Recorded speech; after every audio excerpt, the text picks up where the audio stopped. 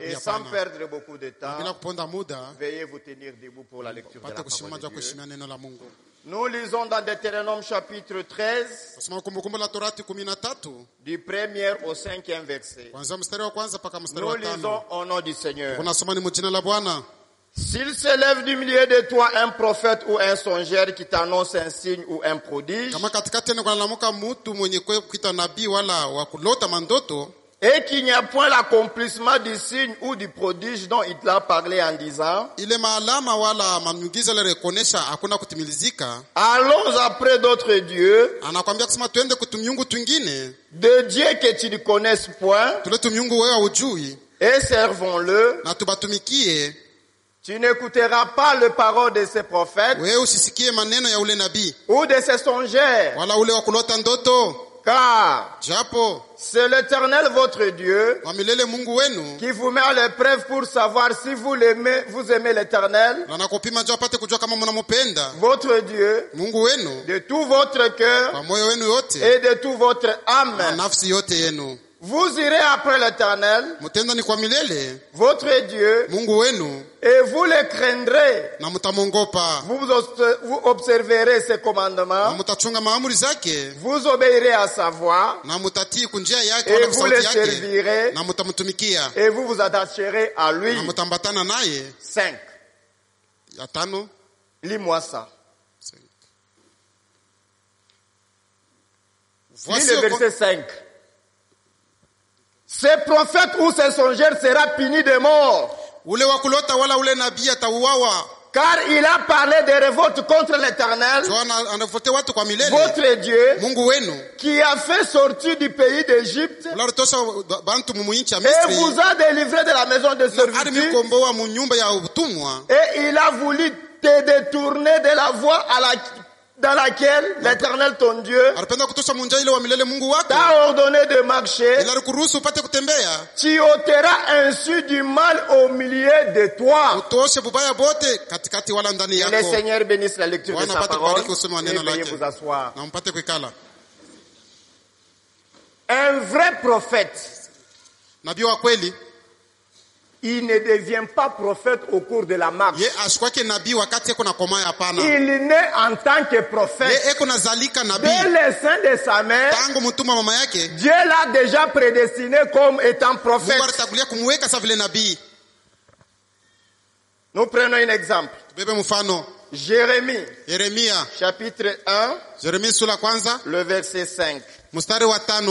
C'est là que vous appelez prophète, mais ce ne sont pas des prophètes. Jérémie 5, à partir de Jérémie chapitre 1, le verset 5. Avant que tu se formé dans le ventre de ta mère, je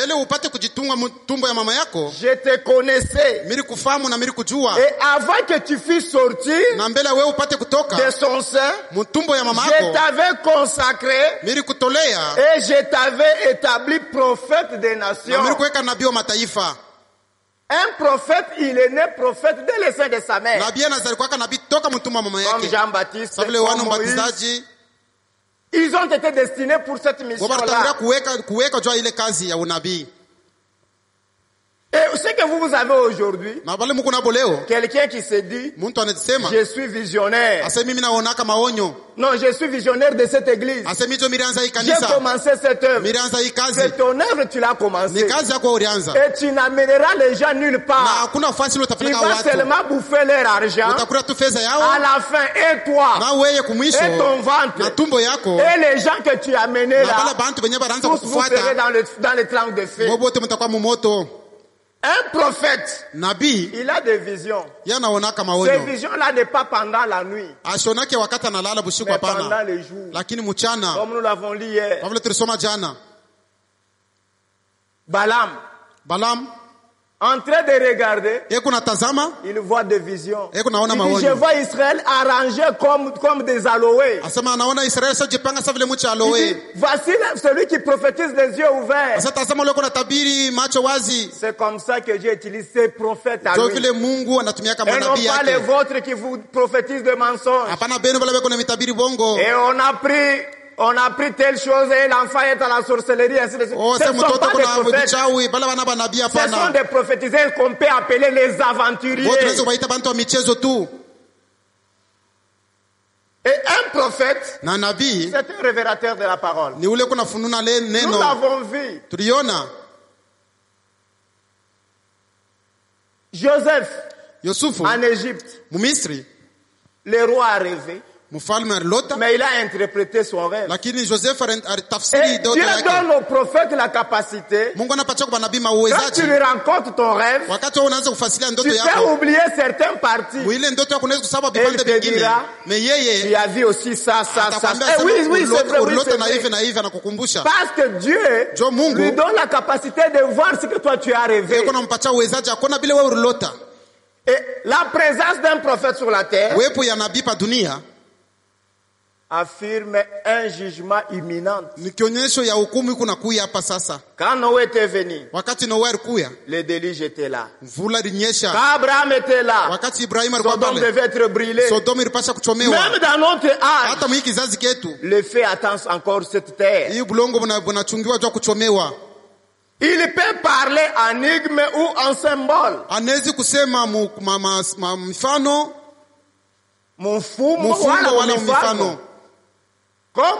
Comme Joseph. Il a rêvé la vie des choses en symbole. Il le dit à son père. Comme son père était sous-prophète, il a compris. Il dit ceci. Joseph dit, j'ai vu des gerbes s'incliner devant le mien. Ils étaient 11. Devant le mien. Ça concernait ses frères. Après il dit, j'ai rêvé le soleil, la lune et les 12 étoiles qui s'inclinaient devant moi. Et ses frères ont eu de l'envie. Et lui dit, donc tu vas nous gouverner? Est-ce que tu vas régner sur nous? En tout, ils ont décidé de le vendre. En le vendant, ils ne savaient pas qu'ils accomplissaient la parole de Dieu. Il dit déjà Abraham, avant que ce peuple-là même puisse exister. Il dit à Abraham ceci. Genèse 12. Genèse 12. À partir du 1er jusqu'au 3e, au 3e verset. Et nous lirons aussi le 7e. L'Éternel dit à Abraham, va-t'en de ton pays, de ta patrie, de la maison de ton père, dans le pays que je te montrerai. Je ferai de toi une grande nation. Et je te bénirai. Et je rendrai ton nom grand. Tu seras une source de bénédiction. Je bénirai ceux qui te béniront. Et je maudirai ceux qui te maudiront. Et toutes les familles de la terre seront bénies en toi. Maintenant 7. L'Éternel apparut à Abraham et dit, je donnerai ce pays à ta postérité. Et Abraham bâtit là un hôtel.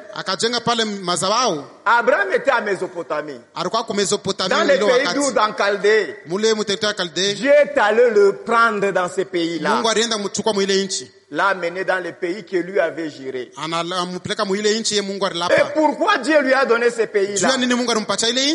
Quand les enfants étaient sortis, quand Noé, ses enfants étaient sortis dans l'arche, un jour Noé s'est enivré. Il s'est endormi sans les habits.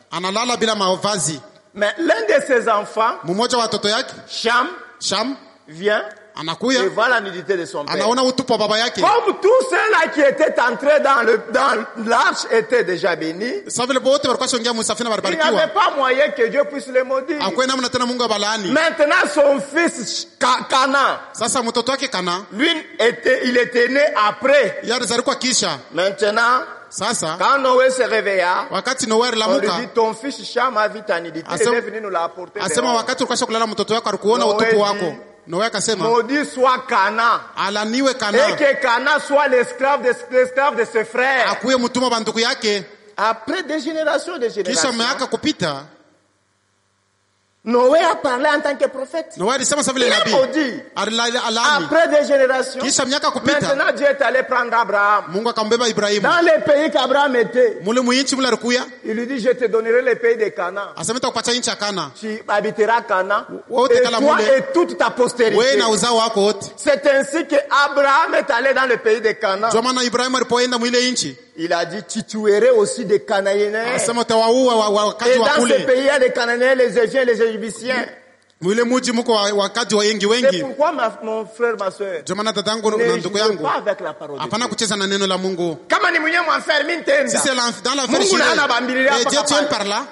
Comme tu veux aller en enfer. Sasa unapenda kwenda Sio wadezi enfer. utenda mu wadezi. Ah, kama ni nyebia kanisa ni mimi Si c'est niacha. pour je vais m'abandonner Mashetani l'église. itakubamba Les démons vont utaviacha. te saisir et tu abandonneras Ne l'église. jouez pas avec la parole Hapana de Dieu. kucheza na neno la Joue Mungu. avec ton argent. Cheza na fedha Mais ne yako. jouez pas avec les choses de Lakini Dieu. hapana kucheza na Tu mambo ya t'es Mungu. embrouillé avec ton mari. Wewe mwenyewe unakutana na Le bwana pasteur wako. n'était pas là. Mchungaji Le diacre asikuyepo. n'était pas là. Washemashi nabo hawakuyepo. Kama tu unapima kwenda kumuonesha pasteur Si tu oses seulement expliquer ces problèmes à ton pasteur, tu resteras la femme du pasteur. pasteur n'apenda bibi yako kwa bibi yake. Toi, on t'a dit que pasteur aime encore avoir une autre femme? Ou bien on t'a dit que votre pasteur, il est prostitué pour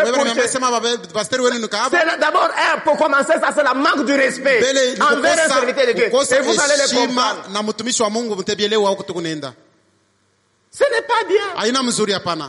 Unakosana na mtu ukosana na kanisa. Avec quelqu'un, pas avec l'église. Pourquoi kubeba kanisa kuingisha mwile mambo? Pourquoi prendre l'église et l'insérer dans la chose? Dieu a dit.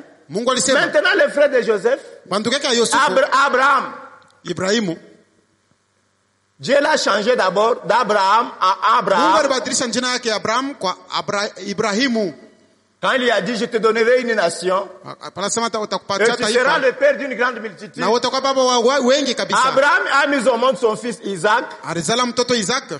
Isaac a eu deux fils, Esaü et Jacob. Maintenant Jacob a eu 12 fils, plus une fille qui est Dina. Maintenant, le frère de Joseph l'ont vendu. Joseph s'est retrouvé en Égypte. Et là, en Égypte, à cause d'un mensonge de la femme de Potiphar, qu'il a voulu s'abuser de moi. Comme nous l'avons dit, la femme de Potiphar avait le témoignage entre ses mains. Mais dans la bouche, il sautait des mensonges. C'est lui qui voulait Joseph. Et non pas Joseph qui l'aimait comme épouse. Son envie là. Quand il a dit que non, cet homme, il a dit que la femme de Potiphar voulait que je sorte avec elle. Lui, il a crié, il a crié, et celui-ci lui a laissé son manteau. Et il est sorti, il a commencé à dire. Et en prison où il était, il y a eu des personnes qui ont eu des songes. Il a interprété. L'un fut libéré, l'un fut tué. Pharaon aussi a eu son songe. Il a rêvé. Et il a donné l'explication à cette année de famine, et ainsi de suite. Comme ses frères l'ont vendu à cause de la jalousie. À cause de la famine, ils se sont retrouvés en Égypte pour acheter la nourriture.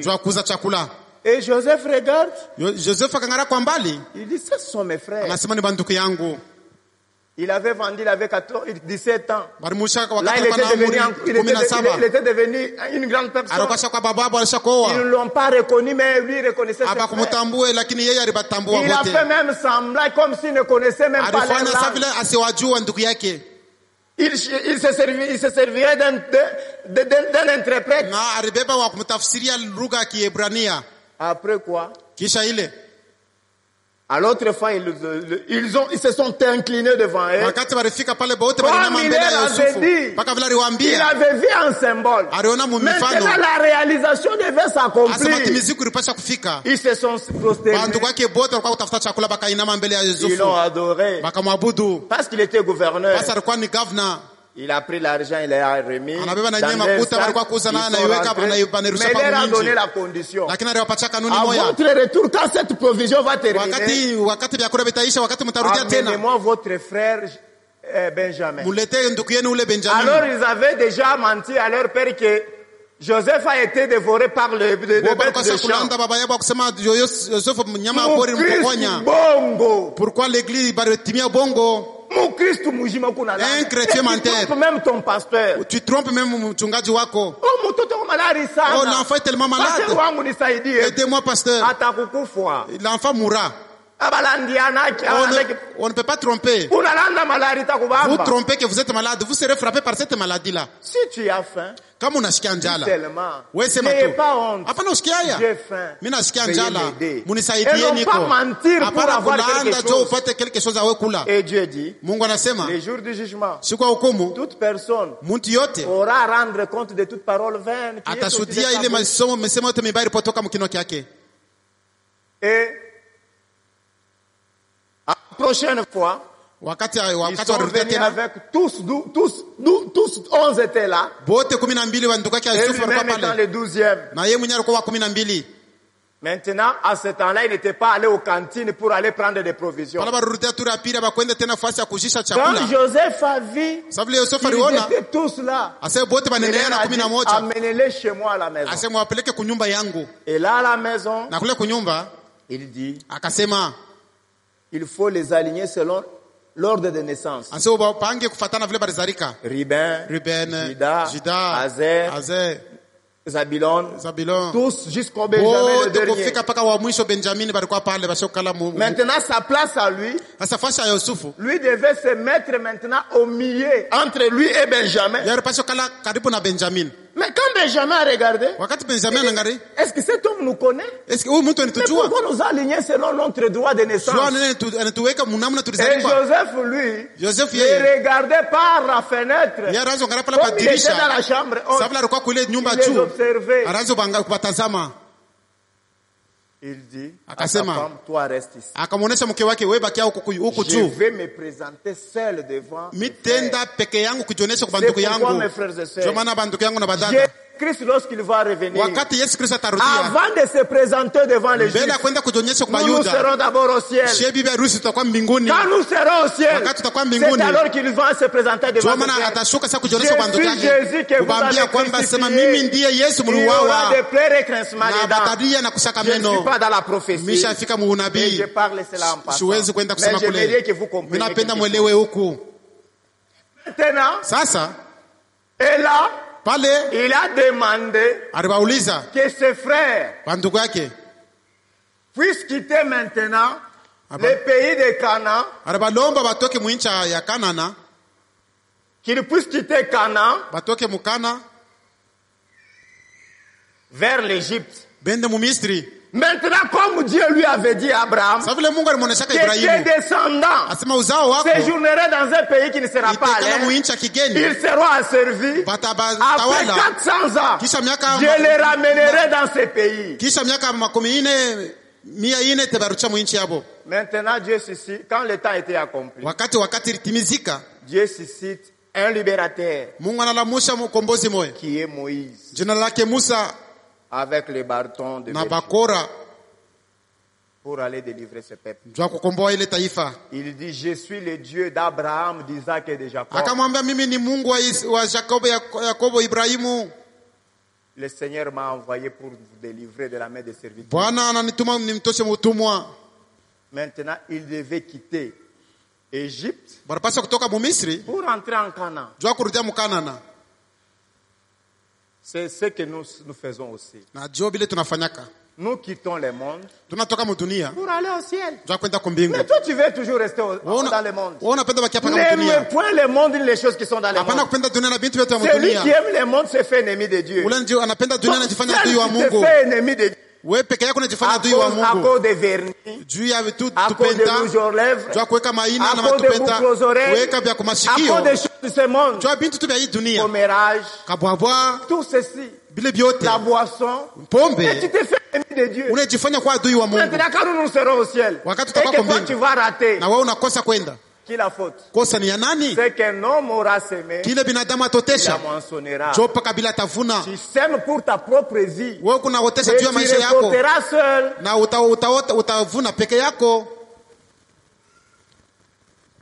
Et ils se sont retrouvés dans ce pays-là, Wanajikuta mwile nchi comme Dieu l'avait promis, sasa vile Mungu alipolaka, que je devais vous ramener dans le pays de Canaan. asema napaswa mirudisha mwinchi ya Maintenant, Kanana. quand ils sont rentrés, Wakati warudia, Dieu a commencé à leur envoyer des prophètes Mungu anaanza kuwatumia wanabii pour les annoncer. njoo kuwatangazia. Et Moïse dit, Musa akasema, souvenez-vous que vous avez été esclaves en Égypte. kumbukeni asema mle Misri mlikuwa batumwa. Vous aussi, vous devez savoir comment traiter un étranger au milieu de vous. Na mumu mnapasha kujua namna kana kuikala na wakeni katikati yenu.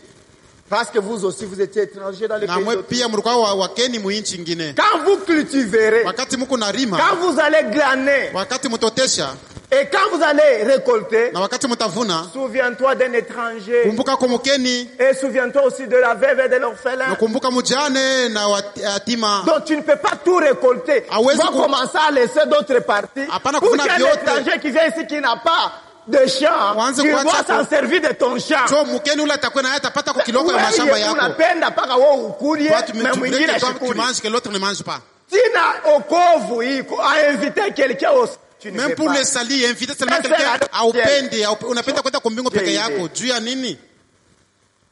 Et Dieu aussi dit, Mungu naye cela est anasema bon et agréable à Dieu. yuko mzuri kabisa na Qui kumpendeza veut que tous Mungu les hommes soient sauvés kama watu wote et wanaokolewa parviennent à la connaissance de la na vérité. banajua ukweli. Sasa Tu ne wewe veux pas dire aux gens la vérité. aupende kutangaza ukweli juu ya Ce nini? n'est pas bien, ce n'est pas Haina bien. mzuri, Ce n'est pas bien. haina mzuri. Ainsi, comme Dieu avait promis, Mpaka vile Mungu alipolaka les enfants d'Israël watoto wa Israeli étaient dans leur pays. walikuwa mwinchi yao, Dieu les a ramenés. Mungu aliwarudisha, Et en les ramenant, na wakati alipowarudisha ils étaient dans leur pays. walikuwa mwinchi yao, Dieu leur a envoyé des prophètes. Mungu aliwatumia wanabii. Moïse leur dit, Musa akawaambia, souvenez-vous alors que je suis encore vivant. mkumbukeni wakati nikingali Vous mzima. êtes rebelles. Muko batongozi, Comment batombozi. laisserez-vous après ma mort? Comment laisserez-vous après ma mort? Mutakuya je kisha mimi kufa joni kumujima muko Tant que je natomboka. suis avec vous, Wakati tuko pamoja na chaque fois nini? vous vous détournez de la parole de Mungu Dieu. nenda pembeni La na neno parole de la Dieu vous Mungu. dit ça. Neno la Vous Mungu vous niambia faites le hivi. contraire. Mungu nafanya kinyume. Vous avez des idoles. Mungu na masanamu. Vous avez, vous êtes désobéissant à la parole de Dieu. Amutii kunena Mais na Mungu. comment laisserez-vous après ma Sasa mort? kisha lufu yangu mtakuwa je? Et Moïse dit, Musa si akawaambia, vous êtes rebelles, kama muko batombozi, vous serez encore amenés en captivité. batamirusha tena mufungwa. Comme ils n'ont pas compris, Sasa vile bakuelewe, il y a eu un temps, kulikuwa wakati du temps des rois Jéroboam, wakati ya mfalme Israël Jeroboam. a été amené en captivité en Babylone. Kule ku Babiloni Israeli banampeleka tena mufungwa. Là, il y avait Meshach, Shadrach, Abednego Kulikuwa Meshach, Shadrach na Abednego et Daniel. na Danieli. Là, du temps de Daniel, Ile ilikuwa ni wakati ya Danieli sasa. le roi aussi a eu un songe. Mfalme naye pia ile wakati ya Danieli naye akalota. Et ce songe-là était tellement compliqué. Ilikuwa ya komplike kabisa ile ndoto. Il dit, Kasema j'ai rêvé, nilota, mais j'ai oublié les songes. mais mina sabwa ile ndoto. Veuillez, appelez-moi les astronautes, Munitie wale watu wa kutambua vitu, les magiciens, watu wa les mashende, assassins. wa Ils viennent madawa, m'expliquer les songes que j'ai rêvés. bakula bapate kunionyesha hii ndoto nililota, jo mina isabwa. Ils disent, oh roi, Sasa wewe mfalme, explique-nous les songes. utufasirie Et ndoto. nous allons te donner de Na l'explication. sisi tutakupatia matafsiri. Un prophète de Dieu, Nabii wa Mungu il a la capacité de voir un songe de kuna quelqu'un uwezaji ya kuona et ndoto ya mtu na l'interpréter. kuitafsiri hata kama mtu C'est ameshaisabwa. comme il a été formé par la... Sasa vile boni teolojikia jo libatunga, Il n'y a pas moyen de l'interpréter. hakuna namna ya kutafsiri bila Moi, kuistaya. moi, mkafa théologie.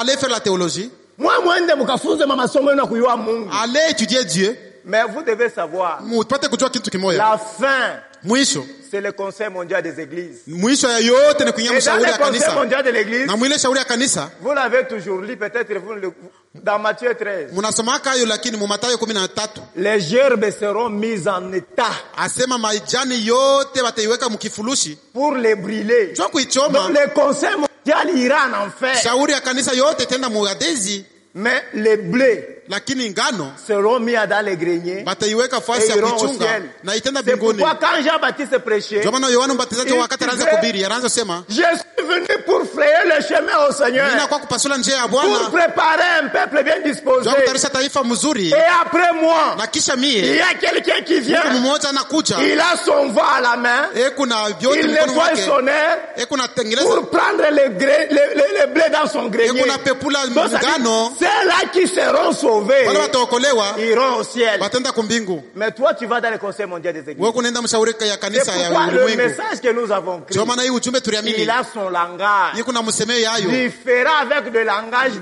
de théologiens. Ya kwa chana na bale banaenda kujifunza Mungu kwa masomo. Il n'existe pas trois dieux. Ya Mungu tatu abekalake yako. Il n'existe pas Mère de Dieu.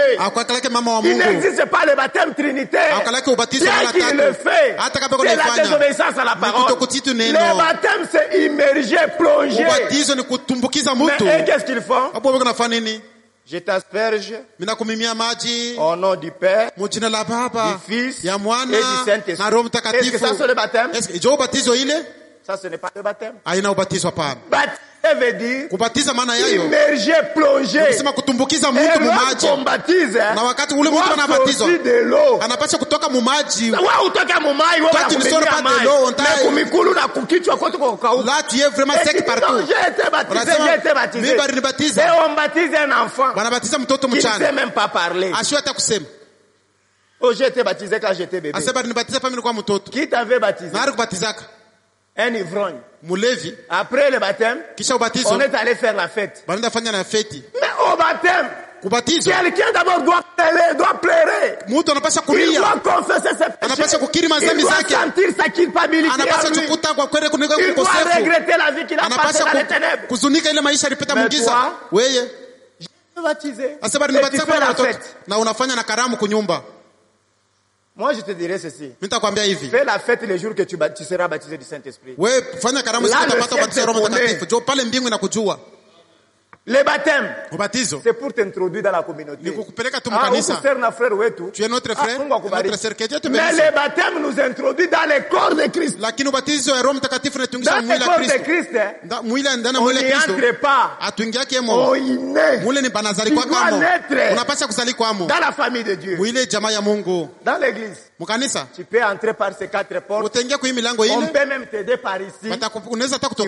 Tu vas en sortir. Mais dans le corps de Christ, si tu es dans l'arche, il n'y a pas moyen de sortir dans l'arche. À moins que Dieu t'ouvre pour que tu sortes.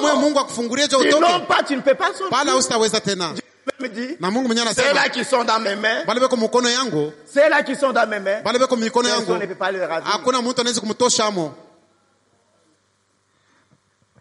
Maintenant là, quand le roi a vu ce statut-là, c'était difficile pour lui. Il a demandé qu'on puisse lui interpréter les songes.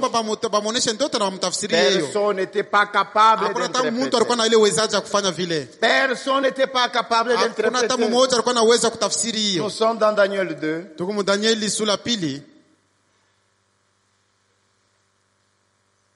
Verset 27.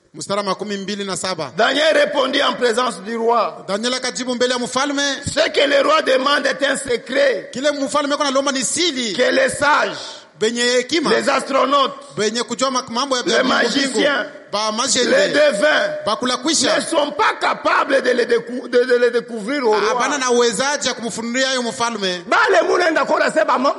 Les gens que vous allez consulter, il ne te dira jamais ce que Dieu a déjà préparé pour vous.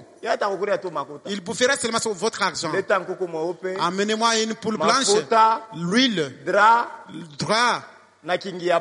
et l'argent, afin que je fasse pour toi un travail. Est-ce que dans la Bible, Moïse avait fait ça? Jérémie avait agi de la sorte? Paul aussi avait agi de la sorte? Nous escroquer tout. On entre dans l'église.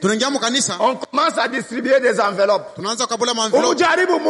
Tentez Dieu. La Bible dit ce que la main gauche, ce que la main droite donne. La main gauche ne peut pas le savoir. Mais on est dans l'église là. Tentez Dieu. Qui va soutenir l'œuvre de Dieu avec $100? On t'a dit que Dieu a besoin de ton $100 là.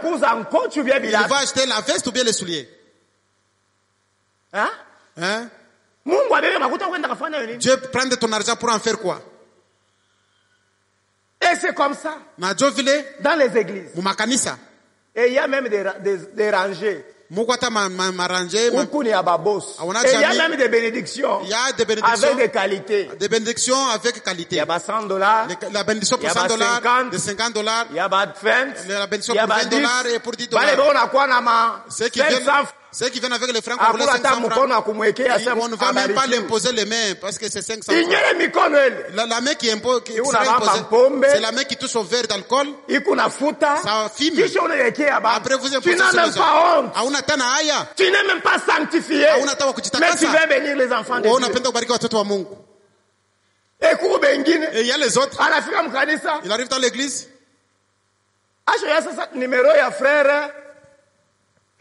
Michel numéro fulani. Il connaît le numéro de tel frère. Comme c'est la première fois qu'il vient. Michel a ton numéro. Je connais son numéro. Michel il va déjà mourir. J'ai déjà retenu ça. Je commence. 089. 083 Michel. C'est Dieu qui t'appelle. Oh, Mungu tu anakuita. Est-ce que c'est comme ça Dieu appelle? On va voir comment Dieu appelle. Utaona namna gani Mungu anaitaka binadamu. Quelqu'un qui vous trompe avec et vous acceptez à des aventuriers. Il dit ceci. Mais il y a dans les cieux un Dieu qui révèle les secrets et qui fait connaître au roi Nebuchadnezzar ce qui arrivera dans la suite des temps. Voici ton songe et les visions que tu as eues sur ta couche. Quand tu le réveilles, Daniel était absent. Donnez-moi seulement 2 jours. Que j'aille consulter mon Dieu afin que l'Éternel me révèle. Et il est allé la prier. Maintenant Daniel vient en pleine force. Daniel anakuya na nguvu yote. Pour interpréter maintenant les songes. Jua kutafsiri sasa ndoto ya mfalme. Maintenant écoutez. Sasa mshikie. Le verset 32 pour gagner du temps. Mstari 22 na 31. Il dit ceci. Anasema hivi 31. Donc, commençons même au partir du verset 30. Si ce secret m'a été révélé, ce n'est point qu'il y a en moi une sagesse supérieure à celle de tous les autres vivants. Mais c'est afin que l'explication soit donnée au roi et que tu connaisses les pensées de ton cœur. Oh roi, Daniel akasema regardez, et tu voyais une grande statue. Cette statue était immense. Et d'une splendeur extraordinaire. Elles étaient debout devant toi. Et son aspect était terrible. Nous savions maintenant voilà l'explication. La tête de cette statue était en or pur. La tête était en or pur. Sa poitrine, ses bras étaient d'argile. Ok. La tête était en or pur. Comme ça, toi tu lis pour moi, moi j'interprète. La tête de cette statue était d'or pur. Sa poitrine et ses bras étaient d'argent. Étaient d'argent. Son ventre et ses cuisses étaient d'airain. Shaba. Ses jambes de fer. Ses pieds en partie de fer et en partie d'argile. Tu regardais, lorsqu'une pierre se détacha sans le secours d'aucune main, frapper les pieds de fer et d'argile de la statue. Et les mit en pièces. Alors le fer, l'argile, les reins, l'argent et l'or firent briser ensemble et deviennent comme la paille qui échappe d'une ère en été. Le vent les emporta et ni trace ni fit retrouver. Mustara makumi tatu na tisa. Après toi,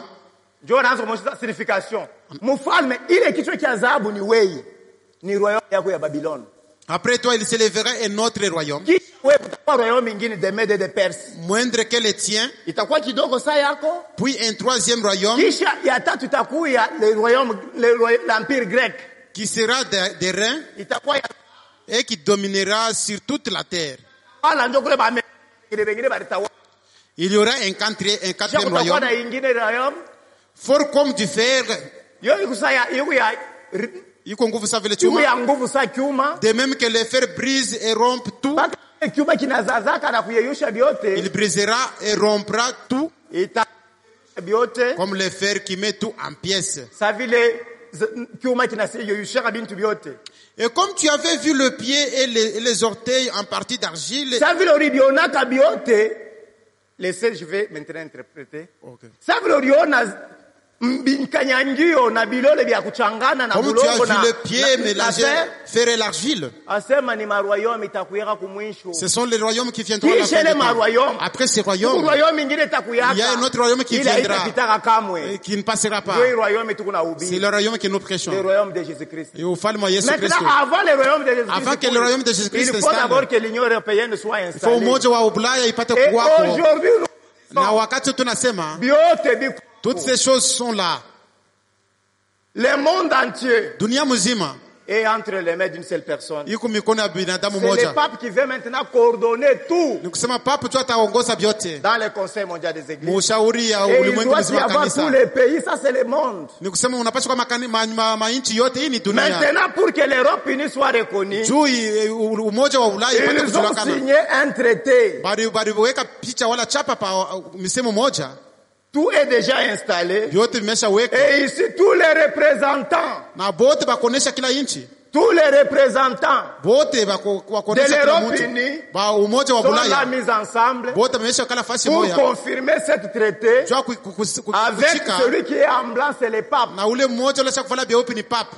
Donc, tout est au grand complet. Vyote Et vimeneneana. l'Union européenne est Na là, umoja wa avec sa Ulaya monnaie. eko pale na makuta yake. Daniel avait vu ça avant Jésus-Christ. Daniel alionaka ile mbele hata Yesu Kristo Mais akuwepo. Jésus-Christ est venu, Yesu Kristo alikuwa il est mort. anakufa Mais nous sommes en train de vivre la chose. na sisi tuko naishi hiki. Voilà un prophète. Tazama nabii ule, Quand John il nabii. le révèle quelque chose, Wakati anasema kitu fulani. ça peut passer même des millions Unaweza des kupita milliers hata d'années. maelfu ya Mais miaka. tôt ou tard, Hata kama wakati inakawia je, va s'accomplir. hiyo kutimizika kwayo kunapasha kufika. Maintenant, Sasa est caractéristique d'un vrai prophète. hali wala tabia ya nabii wa Comment kweli. reconnaître un vrai prophète? Namna kani ya kutambua nabii wa kweli?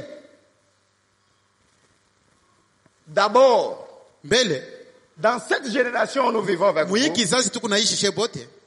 les gens cherchent des signes, Watu wanatafuta maalama, des prodiges miujiza et encore autre chose na vinginevyo. pour savoir où ils sont, où ils peuvent aller. Jua kujua batenda wapi? Mais nous, Dieu nous a fait grâce Lakini shehe Mungu anatufanyisha pour neema. nous connecter à ce que lui, elle avait déjà réalisé dès avant la fondation du Jua monde. kutuunga kubile Mungu pourquoi alitalisha quand nous tangu nous misika marchons, dunia haikuye. Wakati kuna Nous ne tembea, tâtonnons pas. shia tupasapasake hapana. Quand nous vous prêchons, Wakati kuna yumbiri, c'est du fond du cœur, même Dieu au ciel, il dit c'est la hata vérité. Mungu anajua anasema ni ukweli. Jua binatoka udani ya upana ya moyo. Parce que les choses ont été révélées. Jua bintu vilifunuliwa mbele. Pour cette génération du 20e siècle, Jua hii kizazi tuko avant le retour de Jésus-Christ, mbele ya kurudi kwa Yesu. la génération qui a été destinée à vivre son retour. Ile kizazi kitarishwa jua ipate kuishi kurudi Cette kwa Yesu. génération devait aussi savoir ce que Dieu est en train de faire dans cet âge. Na ile kizazi ilipaswa kujua ni nini Mungu anapaswa kufanya mwa ile kizazi. Parce que tunasema vya Moïse na vya Biblia. Parce que nous Nous devons parler aussi, pour nous les devons autres. savoir ce que Dieu fait dans notre Tunapaswa âge. kujua sasa mwa hii kizazi yetu Mungu yuko anafanya nini? Pour que vous ne soyez pas distraits. Jua tusikwe ba kulengama. On nous a dit, quand Jésus va venir, Dieu mettra sa volonté, sa pensée en nous. Nous allons dire des choses. C'est parce que Dieu l'a révélé. C'est pourquoi les dimanches, vous avez jubilé. Mais vous devez aussi savoir, quand Dieu envoie un prophète, quelles sont les qualités qui doivent l'accompagner.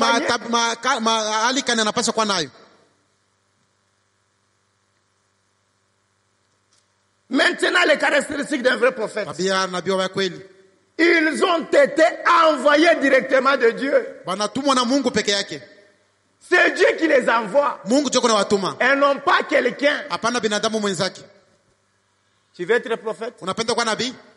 On te oint d'huile. Ici on a kutuma ça ou prophète. Un prophète pour une seule église. Mais Daniel, il a interprété quelque chose. Dieu a dit à Abraham, mais toute sa famille a vécu la chose. Abraham est resté en Canaan. Isaac était en Canaan. Jacob était en Canaan. Ils étaient allés en Égypte. Et Dieu les a ramenés dans les pays de Canaan. Maintenant, toi, ta prophétie là, c'est pour nous amener où et aller où.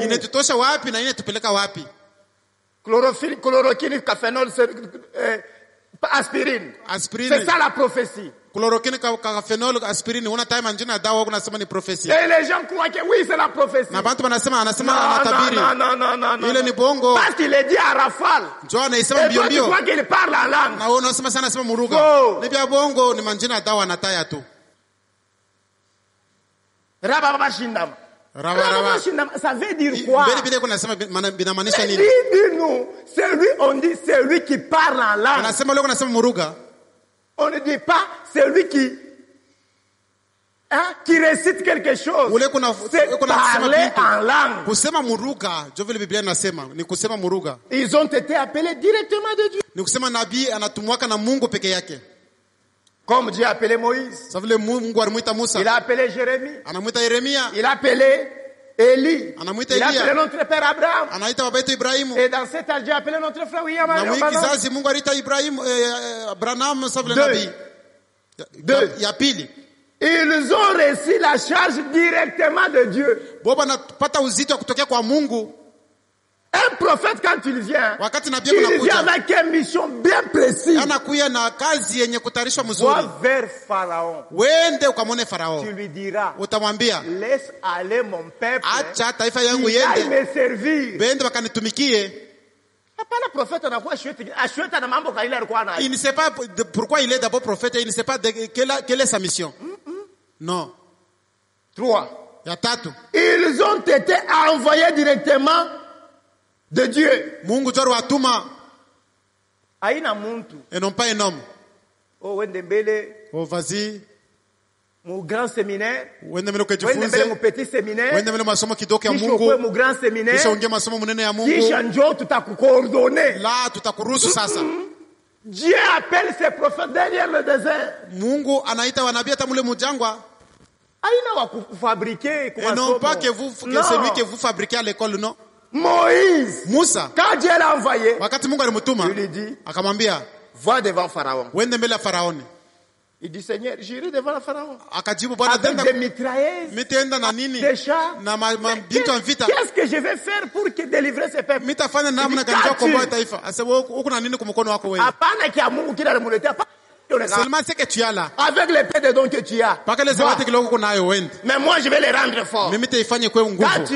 Uko na nini Musa? Je n'ai que ce bâton. Asema kupana haka bakora haka kwa mkono. Il dit OK. Jette les par terre. Ukatupe chini. Il les jette par terre. Anatupa chini. Il devient un serpent. Anageuka nyoka. Moïse commence à Musa anashikia boka. Dieu dit non. Mungu akamwambia, prends ça. Beba uende ukashike tena. Il tient la queue. Anabamba kumukila. Il devient kanakuwa tena kabakora kakauka. Il dit va avec ça. Asa wende paka na haka. C'est que tu vas délivrer avec Jolo utakomana watoto wa Israeli. Il dit akasema, prends ta main. Asema beba mkono wako. Dans ton sein. Weka mkifu. Et enlève. Tosha. Quand il enlève comme ça. Wakati anatosha. Toute blanche. Mkono yote kuna bukoma. Avec la lèpre. Yuko na bukoma bweupe. Vois. C'est les deux signes que je te donne. Et quand Moïse était venu, avec ces deux signes-là, Pharaon lui dit, Moïse, tu es venu délivrer les enfants d'Israël. Avec quelle armée? Mais moi, l'ainsi dit le Seigneur.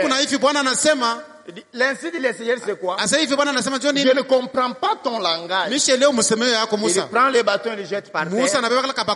Les bâtons deviennent serpents.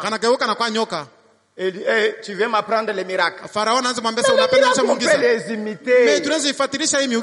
Il dit, ok. Mais on n'imite pas Dieu. Jeannès vient. Jambres vient. Allez, jetez vos bâtons. Ils ont aussi jeté. Ça, c'est ainsi dit le Seigneur. Ça, c'est la fabrication humaine. Après quoi? Moïse. Les serpents de Moïse étaient comme si ils ne bougeaient pas. Mais les serpents de Pharaon et des autres, c'est votre temps. Régnez d'abord. Comme Élie a fait avec les prophètes de Baal. C'est votre temps. Bougez. Après quoi j'aurai mon temps. Les serpents ont bougé. Et à la fin de tout, le serpent de Moïse a levé sa tête. Il a ouvert sa bouche. A avalé le serpent de Janès. Et le serpent de Jambres. Et à la fin, Moïse l'a tenu par la queue. Il devient avec son bâton. Janès et Jambres sont restés même réduits. Ça, qu'est-ce qu'on voit? On n'imite pas un Mungu abamfatirisha ke. On n'imite pas même les prophéties, tu ne peux pas l'imiter. Laissez Dieu faire son œuvre en vous. Laissez Dieu faire son œuvre en vous. N'imitez rien. 4. Ils ont reçu la parole directement. Ce n'est pas par intermédiaire. Toi, tu iras leur dire que je suis prophète.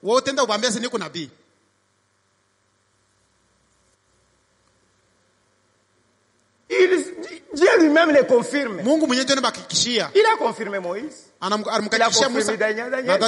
Les gens se sont mal comportés. Oh, Daniel il prie. Jette-le dans la fosse au lion.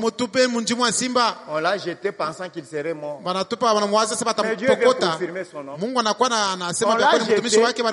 Les lions ne s'est même pas approché de lui. Mais les lions ont fui. Le roi lui n'a pas dormi. Quand le roi se réveilla le matin, il vient vers 5 heures avec la douce. Daniel, serviteur de l'Éternel. Est-ce que ton Dieu là t'a gardé? Oh roi, vie éternellement. Je suis en parfaite santé. Le Seigneur a envoyé son ange.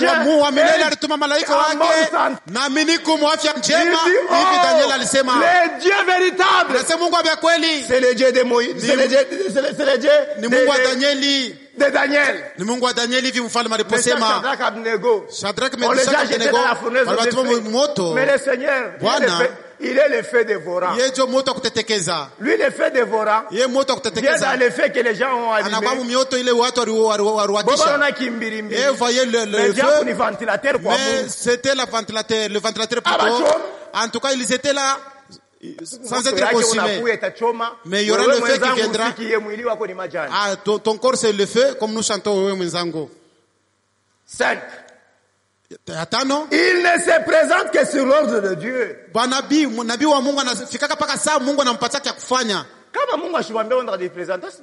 Si Dieu ne lui dit rien, il n'ira pas. Élie, il est venu là donner son message. Il n'y aura ni ces années, ni pluie, ni rosée, sinon ma parole. Et il est parti. Pendant 3 ans et demi. Ils ont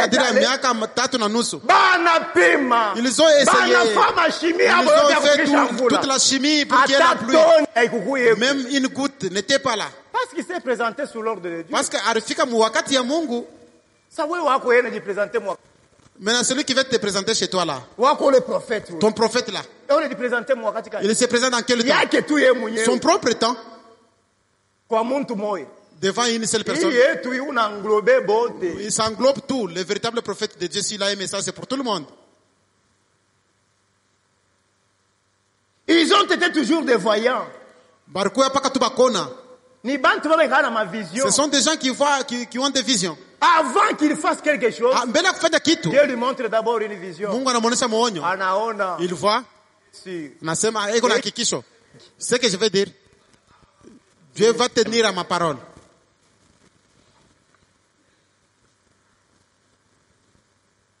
Sept. Ils ne disent que ce que Dieu dit. On va voir quand on va commencer à prendre point par point. Il dit que ce que Dieu a dit. Il ne peut pas inventer.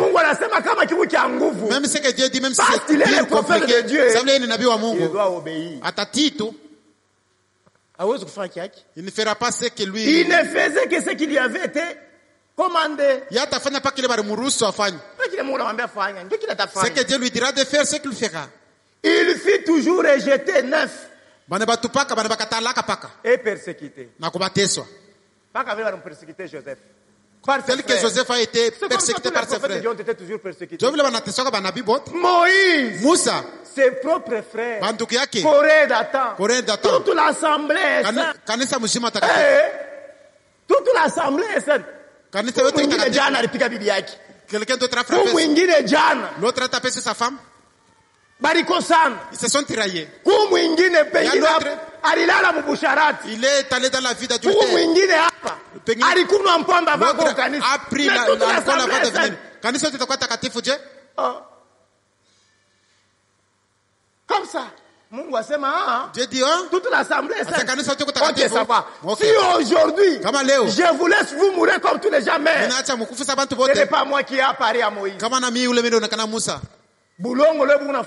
La terre s'ouvrira. Vous et vos petits-fils et vos batailles, vous entrerez vivants. L'histoire.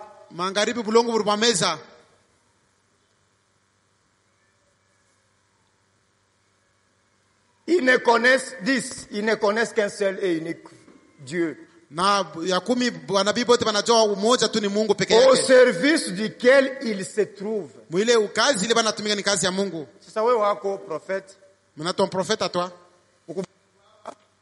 Vous êtes qu'à deux. Il y a Dieu le Père, Dieu le Fils et Dieu le Saint-Esprit. Un prophète de Dieu. Un prophète de Dieu connaît qu'un seul Dieu, pas trois. Maintenant, point 1. Ils ont été appelés directement de Dieu. Abraham fut appelé par Dieu. Noé fut appelé par Dieu. Moïse fut appelé par Dieu. Daniel fut appelé par Dieu. Jérémie fut appelé par Dieu. Paul fut appelé par Dieu. Saul. Pourquoi me persécutes-tu? J'ajoute aussi. Frère Branham. Dieu l'a appelé. Ne fume. Ne fume pas. Ne bois pas. Ne suis pas ton corps. Quand tu seras plus âgé, j'aurai un travail. Mais wako embe alikuwa mbele mubuchafu ti. Ton prophète était d'abord dans une vie sale. Kisha anakuwa prophète. Après il devient prophète. Mungu atumikishe mtu wa vile. Et Dieu utilisait un homme pareil? Jamais. Non. Ule wa vile haina prophète. Ni wako wewe haina wa Mungu. Ton prophète n'est pas le prophète de Dieu. Il est ton propre prophète, il n'est pas le prophète de Dieu. Point 2. Ils ont reçu la charge directement de Dieu. Dieu a dit à Noé, fais-toi une arche avec des bois de gopher. Et Noé devait exécuter ce travail-là. Ça allait prendre sa peine. Dieu lui a dit les bois de gopher. Bien que les bois de gopher, c'est un bois tendre. Il absorbe de l'eau.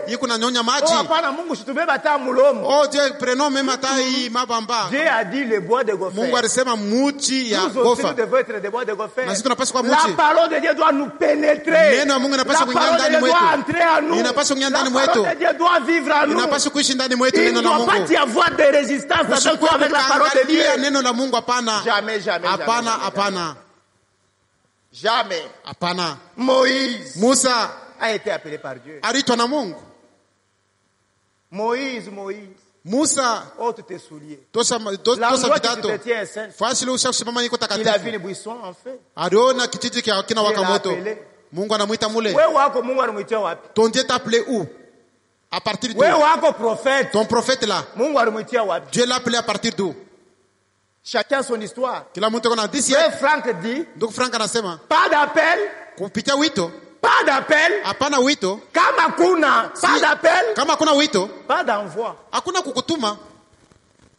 On ne t'a pas appelé, on va t'envoyer où? Hein?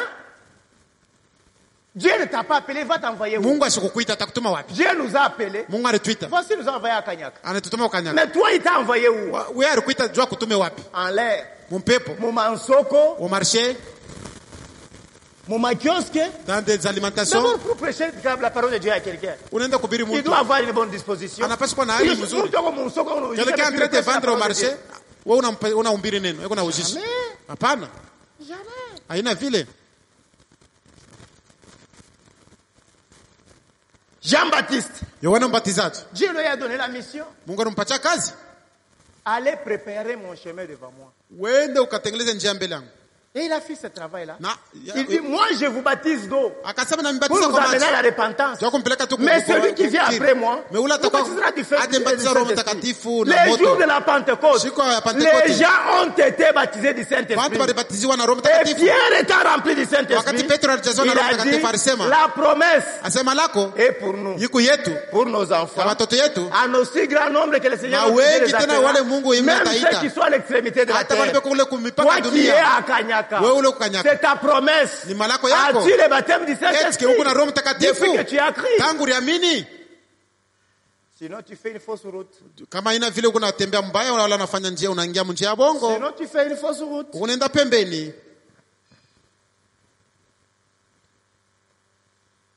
Frère Branham. Dieu l'a envoyé en tant que précurseur de sa seconde venue. Tu auras un message. Jean-Baptiste a préparé sa première venue. Mais il doit y avoir aussi un message pour préparer sa seconde venue. C'est dans les choses où nous sommes. Les deux pieds assis dans la parole.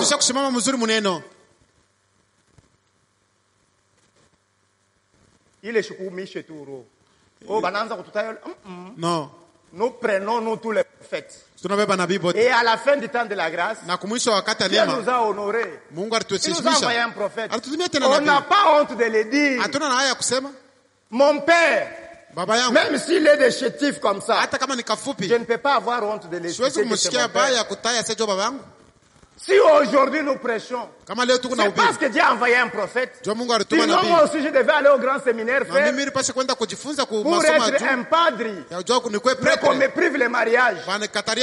Mais que je puisse avoir une vie de canchimini, non. Dieu a parlé.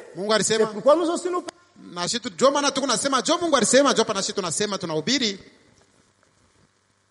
3. Ils ont été directement appelés par Dieu. Nous avons dit. Ils ont reçu la charge.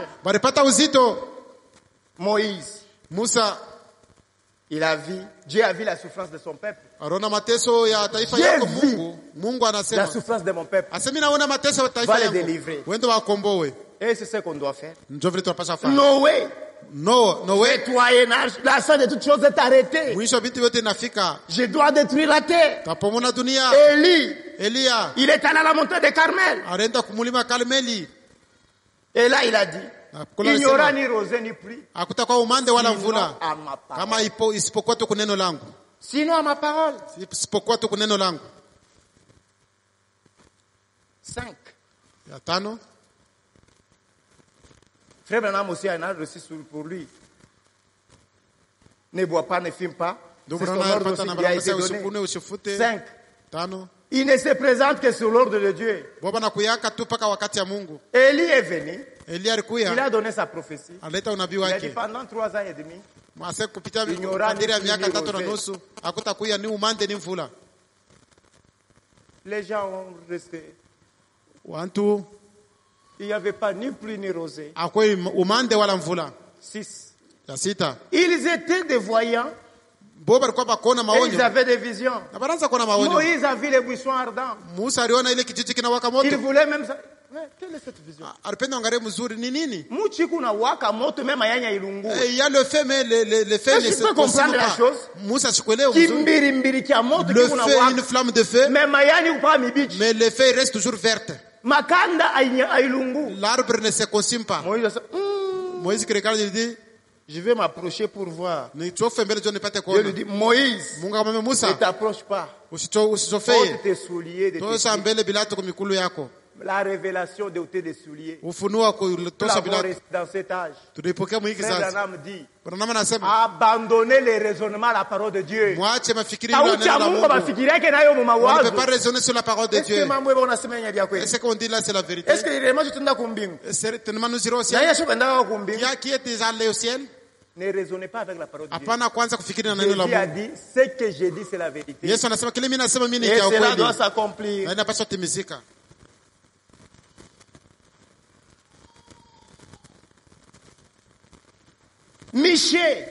Mika, il a vu Israël comme un troupeau qui n'ont pas de berger. Ça, on peut le lire. 2 Chroniques 18.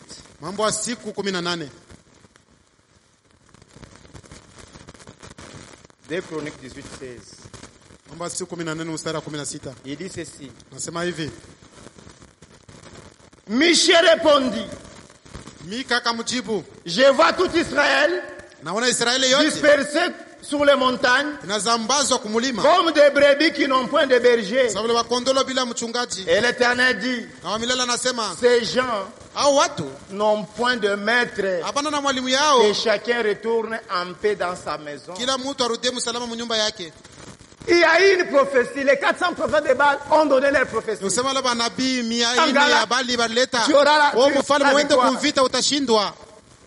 Josaphat dit,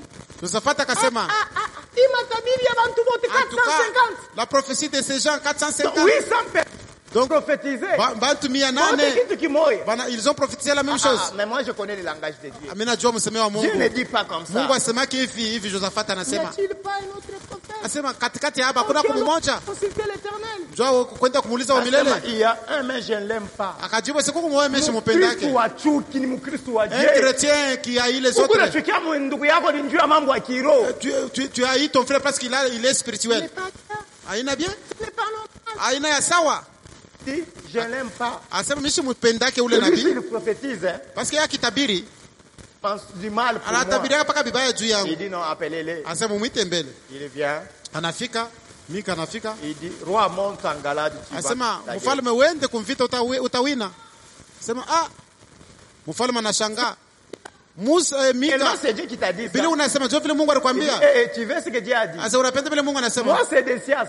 Avec ses cornes qu'il avait fait de fer. Il m'a dit nous avons déjà prophétisé le roi pour qu'il nous paye notre argent. Asema tunataka kutabiri Bwana jua tupate mfalme tupatie makuta yetu. Qu'il va gagner la guerre. Toi aussi que ton langage soit comme le nôtre. Sinon, nos maisons ne peuvent pas exister. J'irai. Je dirai que ce que l'Éternel dira. Quand tu l'arriveras. La guerre. Monte. Et tu gagneras. Il dit ok. Le roi dit non. Connais le langage de cet homme. Il est spirituel. Il ne peut pas parler comme ça. Jusqu'à quand? Je te demanderai je parle au nom de l'Éternel. Il dit cherchez-moi un joueur d'armes.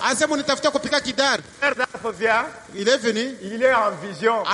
Il voit Israël dispersé comme des troupeaux qui n'ont pas de berger. Il dit, ainsi dit le Seigneur. Le roi dit, qu'est-ce que je te disais? C'est ton prophétise toujours de mal. Mais nous allons dire ce qui est contre toi. Nous allons dire ce qui est contre toi. On va dire, l'église de Kayaka maintenant doit passer. Frère Cédric passe. Moi aussi derrière. Destin derrière. Tous les ministres derrière. Et nous voyons maintenant la troupe. Tunasema Bwana asante, tazama kazi hiyo hii tulifanya hapa dunia. Toi tu ne veux pas. C'est ton problème. Il dit je vais Israël. Anasema naona Israeli. Sasa vile kunja inana wa kuichunga. Munibambie Michel huyu. Faites confrère Michel. Jusqu'à ce que je vais rentrer.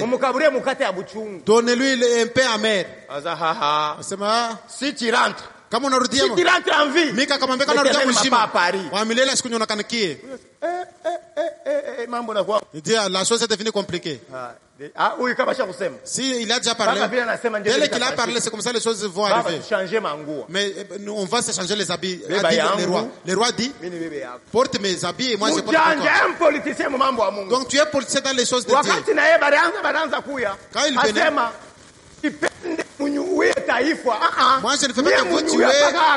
L'ordre a été donné tuer seulement Akab et non pas les soldats. Sasa Josaphat shangana manguo Akab. Josaphat avait déjà les habits d'Akab. On a vu Josaphat. On voulait lancer. Il a crié, ce n'est pas moi. Ce n'est pas lui. Mais la flèche est allée attraper le roi. Pourquoi? Il avait volé. Parce qu'il avait tué, il avait banni. Même que les oiseaux du ciel ont mangé la chair de Naboth. On ne joue pas avec Dieu. Même si la condition est dure, il faut l'accepter. À la rivière Oyo. Branham aussi avait vu. 3 ans. Il avait vu une vision. Bon. 16 personnes sont tombées dans l'eau, sont mortes. Après 16 ans, kisha miaka 16, qu'est-ce avec le projet? On doit réaliser ce pont. Il a rêvé ça à 3 ans. Alilotaka miaka 3 kisha. Et qu'on a miaka 3. Alilotaka wakati alikuwa na miaka 3.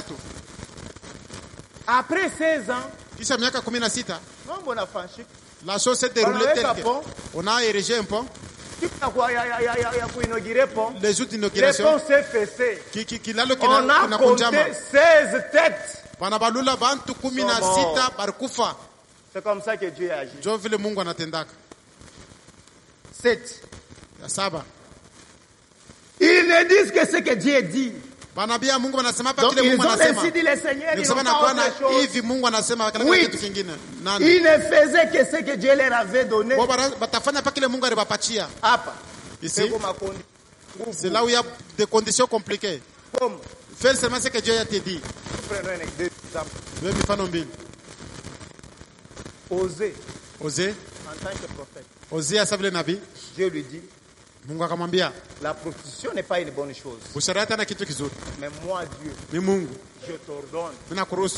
Toi prendre la prostituée la plus renommée de Lubumbashi. Reine de tous les prostituées. Ule anafanyaka bundumba, pana nayo bundumba. Wendo mubebe. Va la prendre. Et vivez en amant. Sans donner même 10 francs. Mais c'est lui. Et tu peux le faire? Est-ce que tu as fait la ville? Mais il a accepté.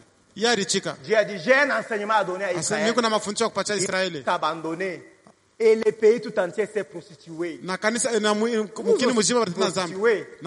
allez chez les Balombi, vous allez chez les Bamufumu, vous allez chez les Devins. Vous prostituez avec la parole de Dieu. La parole de Dieu est en toi. Frère Branham dit ceci. Voir ton pasteur, même dans les petites choses, Dieu a mis son esprit à lui pour t'aider dans ta marche. Pour t'aider dans ta marche. Et toi, tu vas consulter les Malombi. Et tu y vas. On te prophétise. Du désordre s'installe. Les prophéties. Et en 3 parties. La consolation, l'édification et l'exhortation. Comme je vous l'avais dit. Oh, tu es sorcier. La sorcellerie, c'est quoi? Je ne sais pas. Tu ne connais même pas comment expliquer. Et tu es sorcier. Comme moi, je vous l'ai dit. Mon oncle m'avait dit.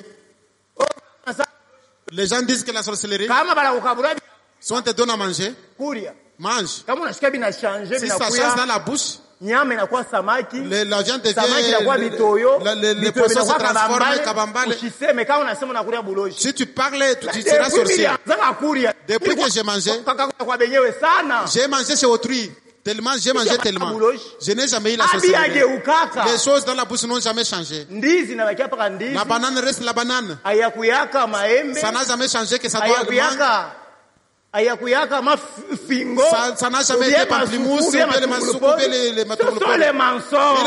Ne les croyez pas. Un prophète de Dieu ne dit pas ça. Maintenant, Ézéchiel. C'était compliqué. Il faisait ce que Dieu leur avait dit de faire. C'était une condition compliquée. Dieu lui dit,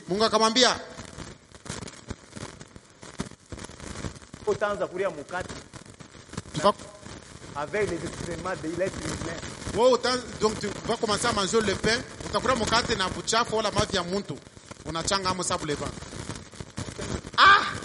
Dis, Seigneur, depuis non, je ne le dis pas même. Bon, lisons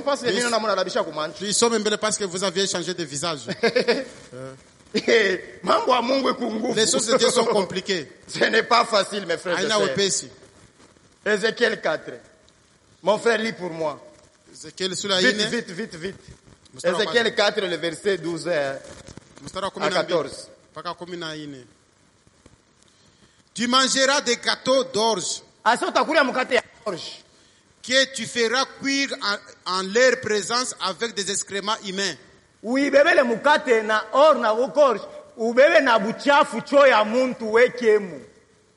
l'Éternel dit, c'est ainsi que les enfants d'Israël mangeront leur pain souillé parmi les nations vers lesquelles je les chasserai. J'ai dit, ah Seigneur l'Éternel, voici mon âme n'a point été souillée. Depuis ma jeunesse jusqu'à présent. Jusqu'à présent. Continue jusqu'à 14. Ah, jusqu'à présent, je n'ai pas mangé d'une bête morte ou déchirée. Et aucune chair impure n'est entrée dans ma bouche. Il me répondit, voici je te donne des excréments de bœuf.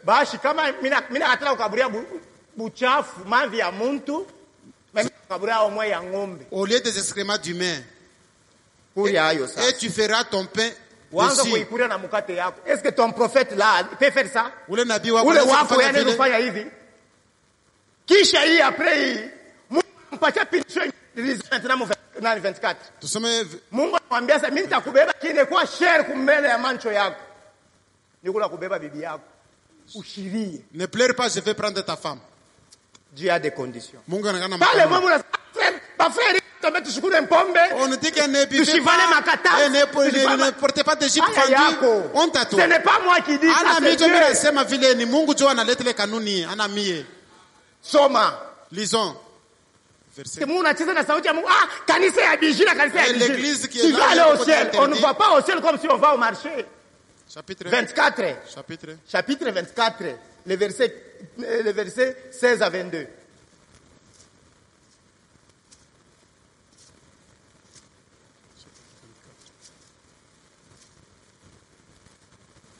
Fils de l'homme, mon homme tout.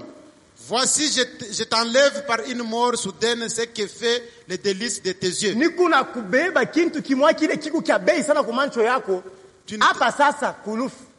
ne te lamenteras point. Tu ne plairas point. Et tes larmes ne couleront pas.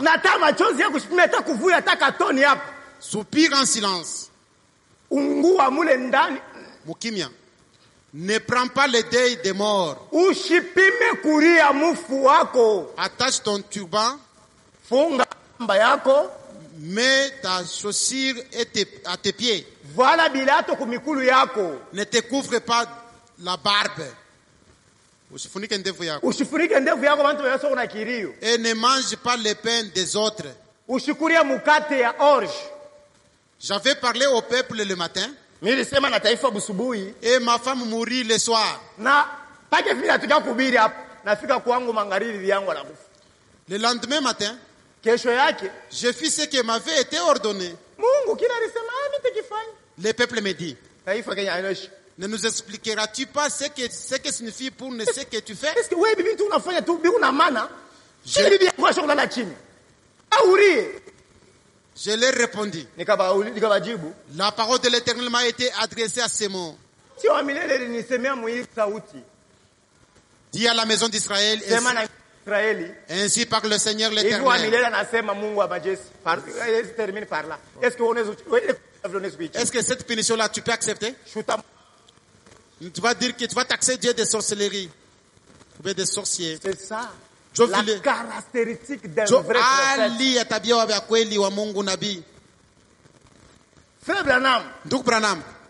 Sa femme, il était en train de faire quelque chose. Il dit, va dire à tes enfants ceci. Va dire à tes enfants ceci. Frère Branham calme. La femme s'est irritée. Elle claqua la porte. Frère Branham était inspiré. Dieu dit, vous les femmes de serviteur de Dieu, j'ai déjà discipliné ma femme. Quand tu me vois en train de méditer, ne me pose pas aucune question. Parce que tu n'as ma faute. Si tu commences à me poser des questions charnelles, et tu me fais sortir dans cette onction-là, car on a piqué na Mungu ile ana mambo yangu. Elle claqua la porte. Dieu dit, Mungu akasema, ok, ça va. Ok.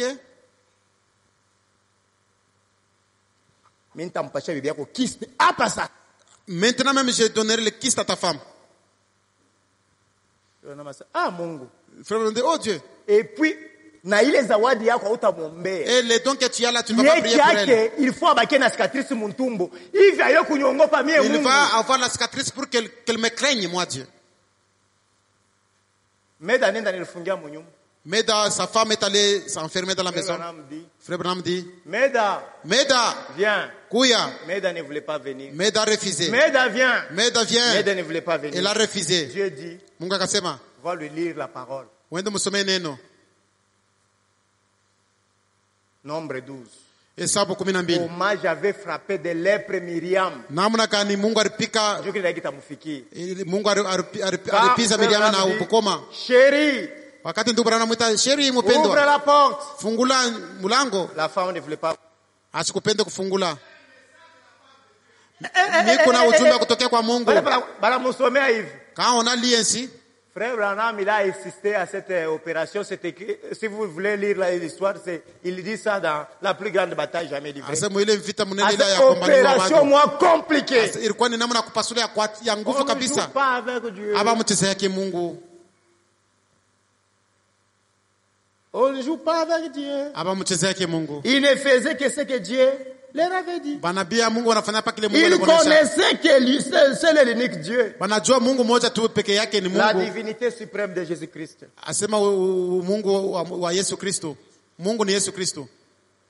Esaïe a dit, il est le premier et le dernier.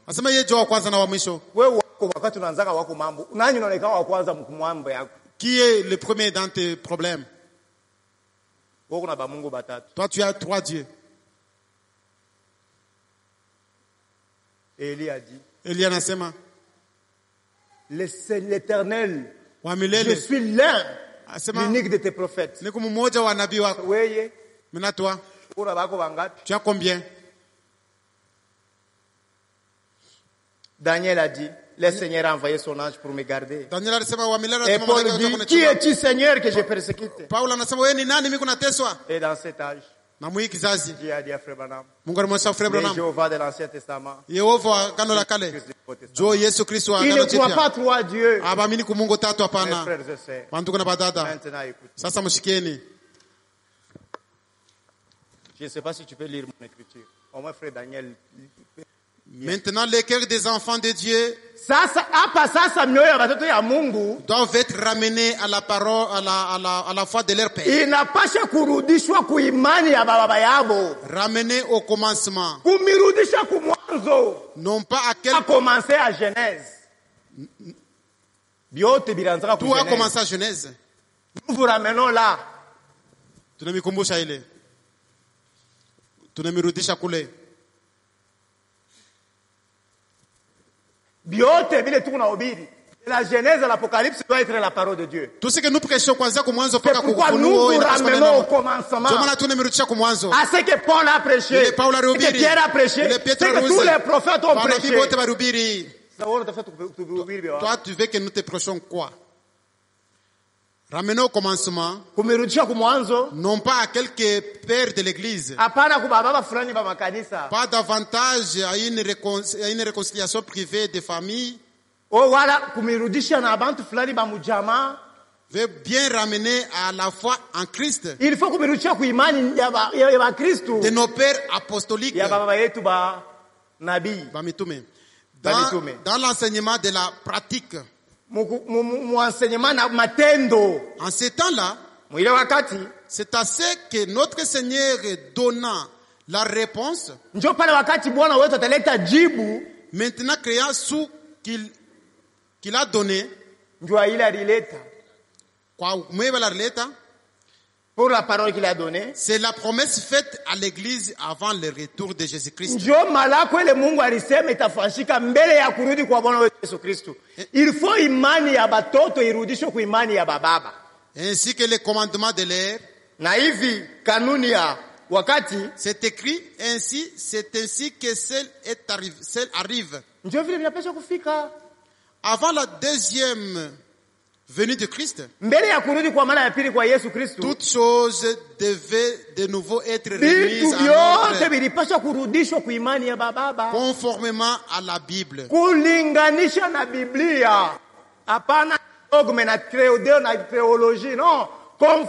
à la Bible. Par les moyens d'un ministère prophétique.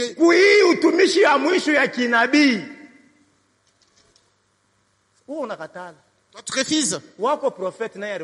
Qui a envoyé ton prophète? Est-ce que vos prophètes possèdent ça? Je vous pose la question. Vos prophètes que vous appelez prophètes. Est-ce qu'ils peuvent se soumettre à Dieu? C'est pourquoi nous avons d'être ramenés à la foi apostolique. Maintenant, nous lisons quelques écritures. Amos. Amos, chapitre 7. Amos sura 7. 3, 7 à 8. Écoutez maintenant. Car le Seigneur l'Éternel ne fait rien sans avoir révélé son secret à ses serviteurs, les prophètes. Les lions rugissent-ils qui ne seraient effrayés? Est-ce que Simba anaweza kuria kama kongoroma? Le Seigneur l'Éternel parle. Qui ne prophétiserait? Nani atatabiri? Kama Mungu yeye anasema utatabiri tena je? Si Dieu parle, qui prophétisera encore? 2 Chroniques 20:20. Mambo ya siku 2:20 mstari 12. Le lendemain, kesho yake, ils se mirent en marche. Wakaanza kutembea na kwenda. De grand matin pour le désert. Asubuhi kubwa jua kwenda mchangwa. Ketoa. À leur départ, Josaphat se présenta et dit, écoutez-moi, Juda et habitants de Jérusalem, confiez-vous en l'Éternel, votre Dieu, et vous serez affermis.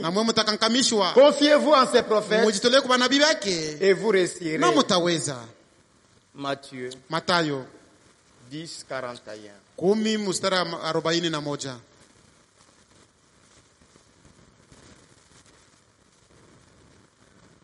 Celui qui reçoit un prophète en qualité de prophète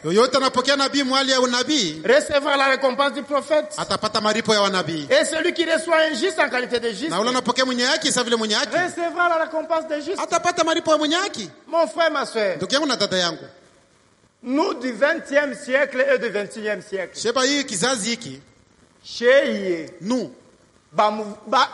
nous d'abord, une partie du 20e siècle et du 21e siècle a tourné en esquisse.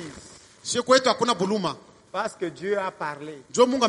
Et il a voulu que le monde soit informé de ce qu'il est en train de faire. Il n'a pas fait des choses en cachette. Le monde entier est témoin. La science a confirmé. Par la naissance,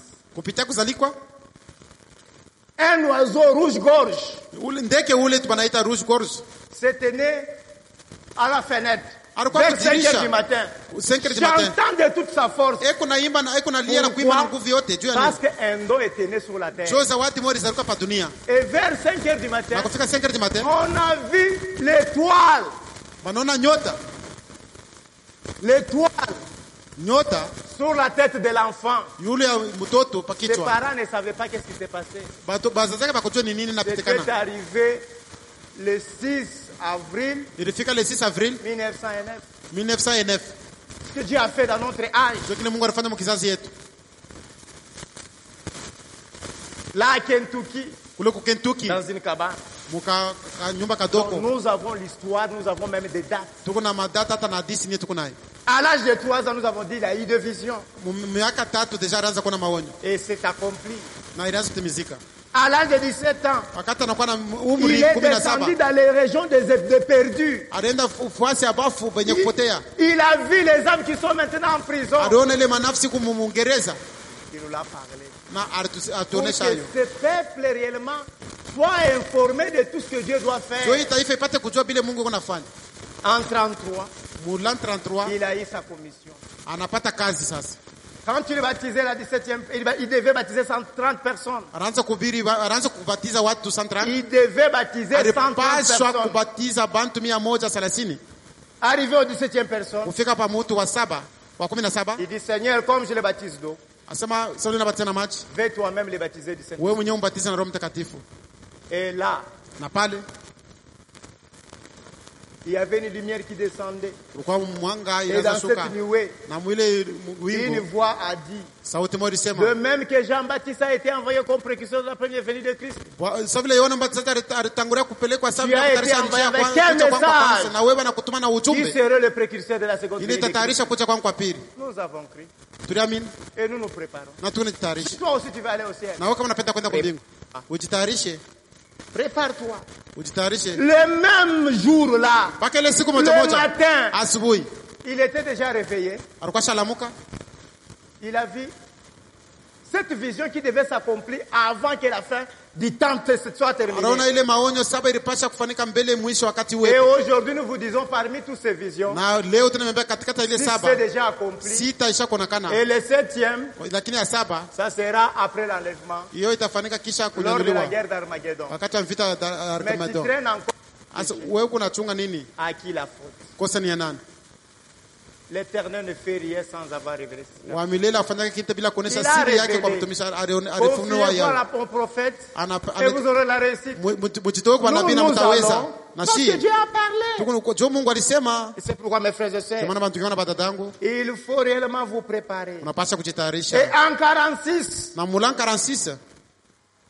le 7 mai, un ange est venu du ciel vers la nuit à 23h dans une côte lui dit, comme Moïse, on lui a donné des signes. Toi aussi des signes t'ont été donnés. Le discernement des pensées et le signe de la main.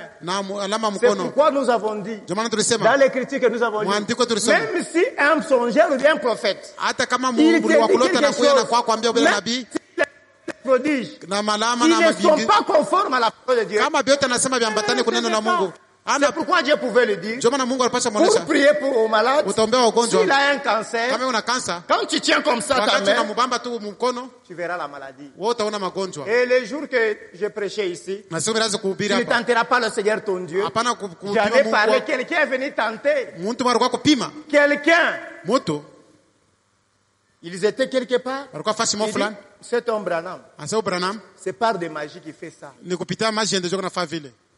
Aujourd'hui, demain nous irons les tenter. Ils étaient quelque part. Ils ont préparé leur plan. Il dit, moi, je vais écrire sur ma carte. J'ai le cancer et la tuberculose. Mais quand nous allons arriver, je n'ai pas cette maladie. Mais quand on va arriver, nous allons... Nous allons les déjà prié pour les gens. Il était tellement fatigué. Le dernier là vient. Il dit, Monsieur, qu'est-ce que tu as? Il dit non, lis sur ma carte. Il lit tuberculose et cancer. Il tient la main. Il ne voit pas la maladie. Il dit, monsieur, mais tu n'es pas malade. Tu es en parfaite santé. Il dit non, je suis malade. Il dit non. Donnez-moi la main. Il tient la main. Il n'y a pas aucun signe. Il dit, peut-être en venant ici, s'il y avait assez de foi et Dieu t'a guéri. L'homme s'est fâché, dit, tu dis, je suis assez de foi. Il commence à déboutonner sa veste. Il dit, qu'est-ce que je vous disais? Voyez-moi cet aventurier. Voyez-moi cet aventurier. Alors que je suis malade, lui dit que je ne suis pas malade. Le Saint-Esprit descend. Frère Branham voit la vision. Il dit, monsieur, arrête-toi. Demain, vers 14h, tu étais... Vous étiez à toi avec cet homme qui est habillé en bleu. À une table, il y a une nappe verte. Et tu disais, nous tirons tenter cet homme. Comme tu l'as dit, tu as écrit sur ta carte, tu as écrit ta propre condamnation. Ce que tu as déclaré, tu les reçois tout de suite là. L'homme à ce moment-là, tuberculose et cancer l'a frappé. Il a tenu au pied. Il commence à pleurer. Il dit, c'est fini. On ne joue pas avec Dieu. C'est pourquoi même le jour de la maladie, on va prier pour les malades. Si tu n'es pas malade, ne venez pas tenter. Nous servons un Dieu sévère. Si tu n'es pas malade. Et puis quand on va commencer à prier pour les malades, fermez comportement l'œil. Si tu ouvres tes yeux, il y aura des démons. Et si tu rentres, même si on prie comment, tu seras toujours troublé. Parce que tu n'étais pas obéissant à la parole de Dieu. Les deux signes là, le Seigneur lui a accordé. Arrivé en 1950, le 25 janvier, les gens se moquaient de ces signes-là. Oh guérisseur divin. Oh guérisseur divin. À Texas, quelqu'un l'a critiqué. Arrivé à la fin, on dit maintenant le guérisseur divin va monter pour prêcher. Je ne suis pas le guérisseur divin. Je ne guéris personne. C'est Dieu qui guérit. On a pris des photos pour aller critiquer. Tout ce qu'ils avaient pris comme photo. Après ta photo, moi, il toque. Et c'était une seule pose. Avec la couronne de feu sur la tête de... C'est ce que vous voyez aujourd'hui, les gens en train de montrer par ces. C'est Dieu qui a confirmé. C'est pas même Branham. Lui-même, il savait pas ce qui s'est passé. C'était pour les critiquer. Mais Dieu lui-même a confirmé. C'est pourquoi, mes frères et sœurs, c'est ça la caractéristique d'un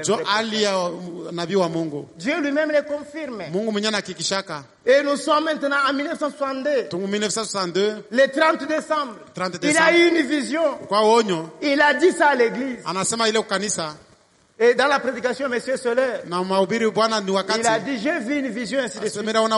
Mais arrivé le 28, il y a eu maintenant ça. Dieu lui-même l'a confirmé. Et c'est l'œil mécanique qui l'a pris. La photo de la colonne de feu, c'était ceci. Mais de la nuit était là. Donc ce n'est pas Branham qui a arrangé cette histoire. C'est pourquoi on n'a pas honte. On n'a pas honte. Il y a des choses qu'il a dit concernant l'œuvre future. Pour le ministère de Frère Franck. Quand on aura encore du temps, je vais en parler. Que le Seigneur vous bénisse. Mais avant que je termine, j'aimerais que mon frère me lise ça. Tu me lis ça 1, 2, et puis tu termines avec ça. Écoutez maintenant. Du 27 mai 1962 soir. Le 27 mai 1962 soir. Conduite ordre vol 2. Lis seulement. Ainsi, j'ai entendu quelque chose. Cela est-il passé à côté de nous dans l'humilité et nous l'avons manqué? La chose est-elle passée laissant l'église dans les péchés? Si c'est le cas, il est donc plus tard que nous les pensions. C'est là que je vais atterrir pour que l'église sorte avec quelque chose. Parce que kama ni vile ni kusema kanisa linabakia mzambi kitu fulani kinafanyika bakiue. Si c'est le cas, kama ndio vile biko, il est donc plus tard que nous les pensions. Donc wakati shasonga sana atuizani. Sinon, kama ni vile il y a encore un qui vient kisha mie kukutana mwingine bona kuya avec un message eko na kwa na ujumbe moja conforme à la Bible. Ile ujumbe yenye kuambatana na Biblia. Haleluya. Amen. Et un travail rapide na kazi moya haraka se fera sur toute la terre. Ashika duniani yote mjimu. Les semences seront répandues. Na mbeko ni kusema mbeko neno la Mungu bataanza kuhubiri au moyen des journaux, kupitia ma journaux. Voilà les journaux. Voilà, c'est que frère Branham disait. Lui-même ne sachant pas. Et c'est lui qui a donné ça. C'est frère Franck. Il a dit, comme frère Branham est mort et que personne ne connaît pas l'idée des messages, mettons ça sur des lettres, des brochures. Ça, dit ça. Qui a dit, mettez ça sur les brochures, écoutez. Des journaux, des écrits. Jusqu'à ce que chaque semence destinée de Dieu entende cela. Amen. Amina. Vous êtes heureux parce que vous avez entendu. Vous êtes heureux parce que vous avez entendu. Nul ne viendra à moi que ses pères ne l'attirent. Et tout celui que le Père aura attiré entendra cela et viendra. C'est la semence prédestinée pour tel que vous êtes là, vous êtes la semence que Dieu a prédestinée. Continue. Seigneur, nous veillissons. Moi aussi, je dois bientôt passer. La Bible dans les mains de quelqu'un d'autre. Dans la main de quelqu'un d'autre. Seigneur, aide-nous pour cet effort. Réponds à nos questions ce soir par le Saint-Esprit, comme nous lui faisons confiance, car nous le demandons au nom de Jésus. Écoutez maintenant. La marque de la bête. 18 mai 1954 soir. Alors j'ai dit, Seigneur, je ne veux aucune organisation que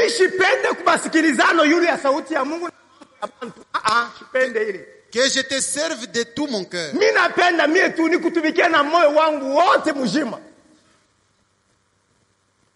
Pendant que je suis là.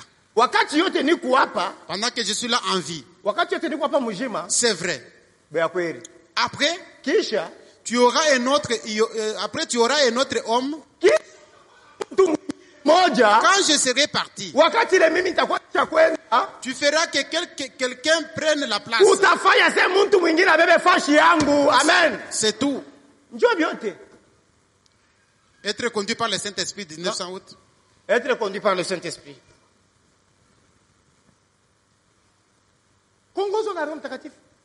Poussé par le Saint-Esprit. Maintenant, écoutez le dernier conseil. Dans la prédication, la parole parlait à la semence originale.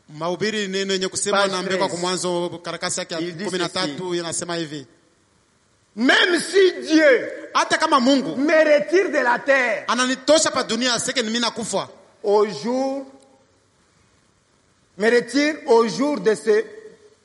un jour dans ce monde, et que je ne sois pas là vivant pour voir sa venue, le message continuera à vivre. C'est vrai. Restez avec la parole. Qui resteront avec la parole de Dieu? Vivez la parole de Dieu. Mettez-les en pratique. Même si la parole vous neno inakupika we chika vile na kunyolosha. Que le très haut vous bénisse tous. Mungu aliyejua apate mibariki nini wote.